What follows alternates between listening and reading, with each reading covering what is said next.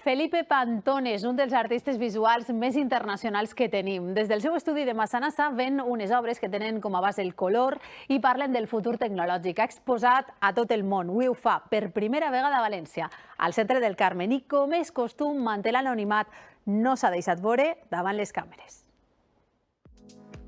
És un dels plats forts d'esta temporada cultural a València. Per fi, Felipe Pantone presenta a casa les seues obres més icòniques. Són acolorides i digitals i s'han proposat hipnotitzar al visitant seduint-nos amb el color en moviment i l'abstracció geomètrica. Este argentí, que ha crescut entre Torrevella i València, veu de l'art cinètic i al seu estudi no es deixa d'investigar. Él viene de una generación en donde hay un bombardeo de imágenes constante, ¿no? Entonces este movimiento, este dinamismo es lo que hace que su obra vibre y sea de alguna manera siempre activa. Son obras como vivas que el mismo espectador las va viendo esa misma vibración y ese dinamismo que se generan en las obras.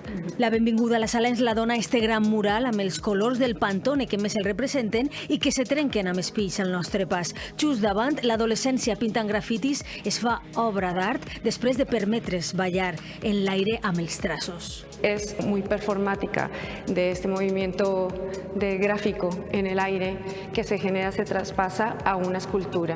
O sea, de repente se vuelve algo físico, ¿no? Els colors primaris juguen en esta sala i allà on ha venut obra, quasi en tots els continents. De fet, no té estoc i aquestes obres han sigut creades per a aquesta exposició que ve de Rotterdam i estarà a València fins al març.